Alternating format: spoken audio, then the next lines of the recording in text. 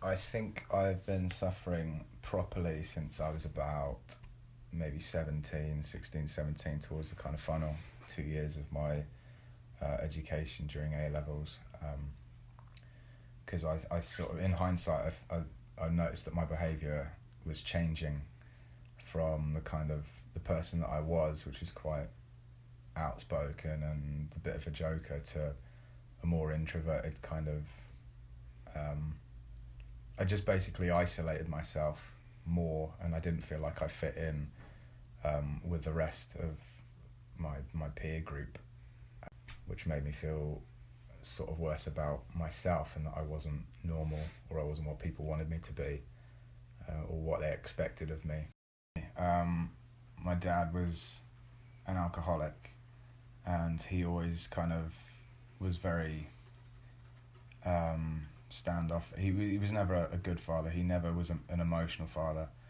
Um, and coupled with his alcoholism, he only made it worse. He would say a lot of um, really kind of horrible things to me, and you know, wishing death on me and telling me to leave in very unpolite terms. Um, and that didn't help, especially kind of around the 19, 20 years old, when I just left the army and I had no idea what I wanted to do in my life. And I was being pushed away by the people that I thought loved me.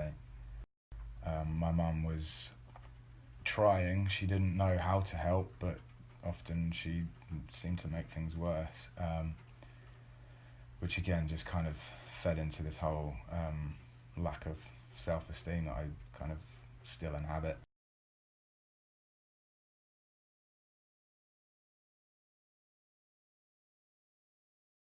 So it usually takes some time before it gets to a point where it really affects me, but then when it really affects me, it kind of goes on for a kind of indeterminate amount of time. So things will build and build and build until it gets to the point where um, I get very aggressive.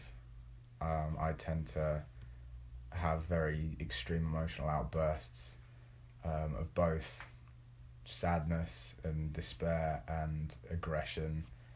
Um, and I break things. I hit walls. Like one time I was headbutting the fridge to the point where I knocked myself out. And it wasn't so much trying to break the fridge; it was more trying to break myself against the fridge. Um, and even recently, like just hitting things till my knuckles bleed. And but then in other times as well, it's kind of um, it's the kind of classic sort of stereotype in that I just cannot move. Everything seems to be the biggest task in the world. I can't even do the little things. Um, I can barely cook for myself. I don't want to go outside, and when I do go outside, I want to come straight home. But then I come home, and then I'm bored, and then I have nothing to do. Um, I kind of go through every kind of emotion, every kind of negative emotion when I'm feeling at my worst. Everything from self hatred to despair to suicidal thoughts and everything like that, really.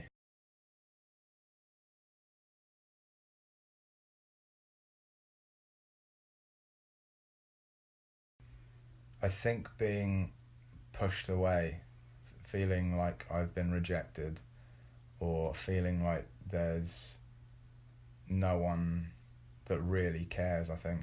But mainly rejection, I think, is the biggest um, cause of feeling this way. And the thing is that even if it isn't, even if certain situation doesn't necessarily imply that I've been rejected, my mind will always find a way to do that,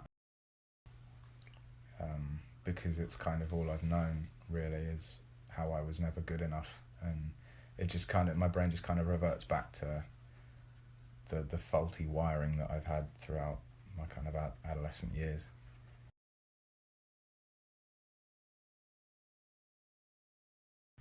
Yeah, I mean, I try doing things that make me feel good, but when I feel that low, nothing makes me feel good. Even the things that I would claim to love to do, like theatre, um, it becomes an impossible task almost to try and get up on a stage and perform for people in the way that I want to, because I'm highly critical of myself, and I'll go along to these things and I'll do it, and people will say that I've done fine and it's great and whatever, but I won't believe it, and then I'll come away from it feeling worse, like feeling like a fraud, in that people put me up on this pedestal and they say you're a really amazing actor, this, that, and the other, and I'm just like, really. I don't feel it at the moment, and it kind of again snowballs into making me feel worse about myself, in that I can't do anything, not even the thing that I'm supposed to love. Running was just the thing that I did,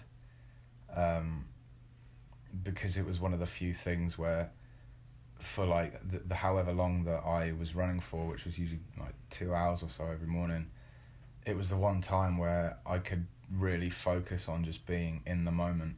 But it as well, it certainly did help to give me a reason to get up in the morning, and I always felt better for running when I came back.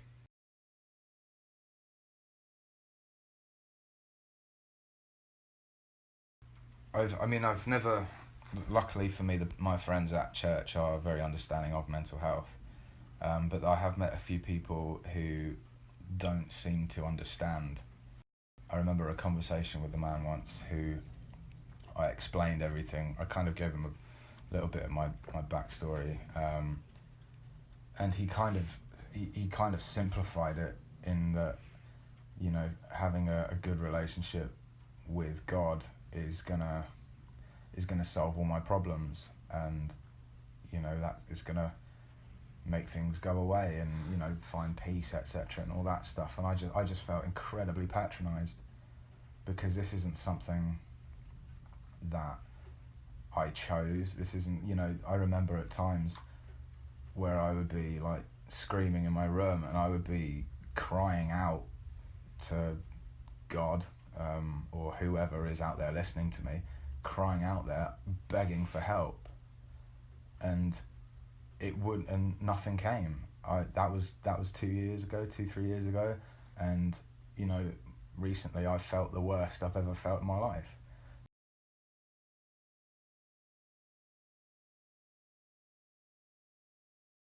Listening is an incredible skill. If people learn to listen, I think the world would be a far better place. But everyone's trying to talk over one another because everybody thinks they're more important than one another, when in fact that's not true. A lot of it starts in teenage years. So yeah, I think schools need to do more to educate kids on good mental health from a very early age, and teach them that, especially for young men, that it's okay to be sad. It's okay to not be the kind of stereotypical man. It's like any disease. The earlier you spot it, the easier it is to treat, and the more kind of options that you have to treat it. Because it gets to a point where you're so far gone. I mean, the moment that I realised that I needed help was when I had armed response units come to my house, and police car and an ambulance after me, sort of smashing up the house, and neighbours had phoned because I was screaming and threatening to kill people, and it got to that point. If someone like a teacher or someone like that had asked me, instead of punishing me for not doing my work, if they'd asked me, what's wrong, tell me about the things that are going on in your life, if I'd said this and I'd got the help that I needed, I could have saved everybody a lot of time and saved a lot of money from fixing walls.